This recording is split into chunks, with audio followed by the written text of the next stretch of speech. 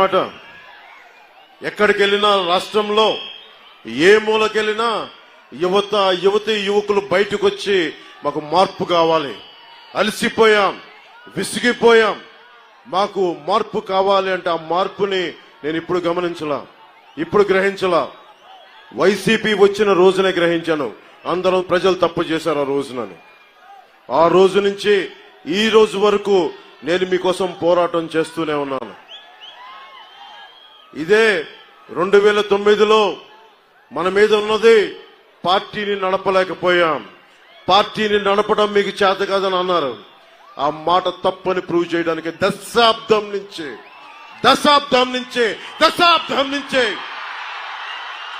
నిలబెట్టి చూపించాం, నిలబడి ఉన్నాం, మీ భవిష్యత్తు కోసం ఉన్నాం. యువతరానికి ఏ సంపద విడిచిపెట్టాం? యుద్ధము, రక్తము, కన్నీరు తప్ప, గాయాలు, బాధలు, వేదనలు తప్ప, కలలు తప్ప, పిరికితనం, మోసం తప్ప. కష్టాలు మనకి, సంపద పెద్దిరెడ్డి గారికి, మిథున్ రెడ్డి గారికి, జగన్ రెడ్డి గారికి.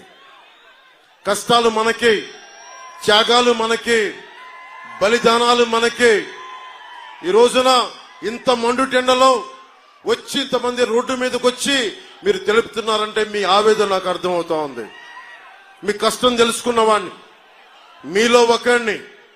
30,000 మంది ఆడపిల్లలు ఆంధ్రప్రదేశ్ నుంచి గాయపైతే, అదృశ్యమైతే వీళ్ళకి పట్టదు. పెద్దిరెడ్డి గారికి పట్టదు, మిథున్ రెడ్డి గారికి పట్టదు, జగన్ గారికి పట్టదు.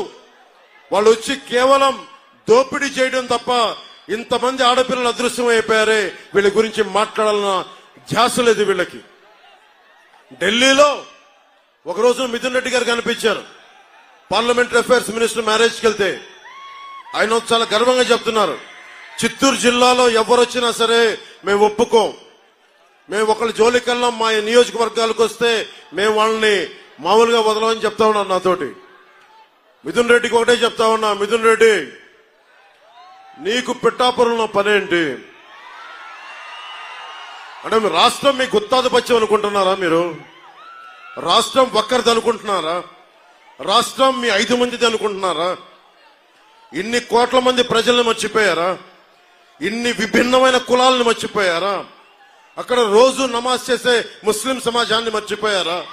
దారి పొడవునా క్రైస్తవ చర్చిలు ఉన్నాయి, వారిని మర్చిపోయారా? దేవాలయాలు ఉన్నాయి, వారిని మర్చిపోయారా? ఏం దౌర్జన్యం చేస్తారు?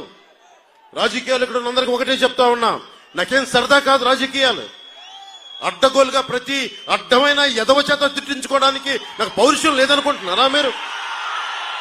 ప్రతి పనికి మాలిన ఎదవ తిడతాడు. దేనికోసం తిట్టించుకుంటున్నా? మీ భవిష్యత్తు కోసం,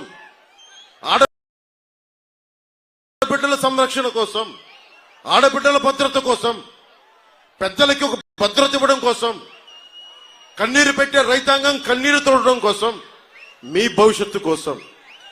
ఓటు ఎందుకు చీలకూడదన్నాను? రాయలసీమ ఒకరి గుత్తాధిపత్యమా? రాయలసీమ ఒకరి గుత్తాధిపత్యమా? జగన్ గుత్తాధిపత్యమా? రాయలసీమ ఏం మాట్లాడతావు నువ్వు? వెళ్ళి కర్నూలుకి వెళ్ళావు, కొన్నిదేల గ్రామం ఉంటుంది, వెళ్ళి చూడు. అక్కడ ఏదో రాయలసీమ నీ గుత్తాధిపత్యం ఉన్నట్టుగా మాట్లాడతావు. దమ్ము లేవా మాకు? ధైర్యం లేదా మాకు? ఏం మాట్లాడతావు? 40 మందిని మర్డర్లు చేసి బెదిరిస్తారా మీరు? పెద్దిరెడ్డి గారు అరే ఎర్ర చింతన వీళ్ళకి ఇంధనం అయిపోయింది. వీరికి అడ్డొచ్చిన వాళ్ళు నరికేస్తారు, కాళ్ళు చేతులు తీసేస్తారు, హాస్పిటల్లో ఇంజక్షన్ చంపేస్తారు. గంగిరెడ్డి లాంటి ఒక మాఫియా డాన్, ఎర్రచందన డాన్, అలిపిరి కట్నం నిందితుడు 15లో మారిషస్ లో అరెస్ట్ చేస్తే మళ్ళీ ఈ రోజు అతను మిథున్ రెడ్డితో తిరుగుతూ ఉంటాడు. వైసీపీ గూండాలందరికీ గుర్తుపెట్టుకోండి, పవన్ కళ్యాణ్ చెప్తున్నాను, రైల్వే కోడూరు నడి బొడ్డులో నిలబడి చెప్తున్నా, రైల్వే కోడూరు నడి బొడ్డులో నిలబడి చెప్తున్నా, ఒక్కొక్క వైసీపీ గుండాలకి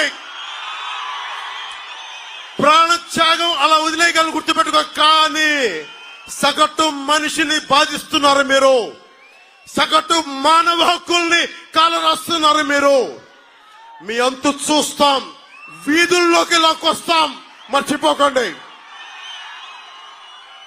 ఇంతమంది యువతున్నారు, మీరు కలల ఖనిజాలతో చేసిన యువత. మీరే కనుక నిజంగా గుండెల లోతుల్లోంచి ధైర్యం తెచ్చుకుని రోడ్ల మీదకి వస్తే ఒక పెద్దిరెడ్డి, మిథున్ రెడ్డి, జగన్ రోడ్ల మీదకి రాగలరా? మీకు పిరికితనం వచ్చేసింది మీలో, ధైర్యం చచ్చిపోయింది మీలో. నేను వచ్చినప్పుడు రోడ్ల మీదకి రావడం కాదు, తప్పు జరిగినప్పుడు రోడ్ల మీదకి వచ్చి బయటికి రావాలి, నిలబడాలి.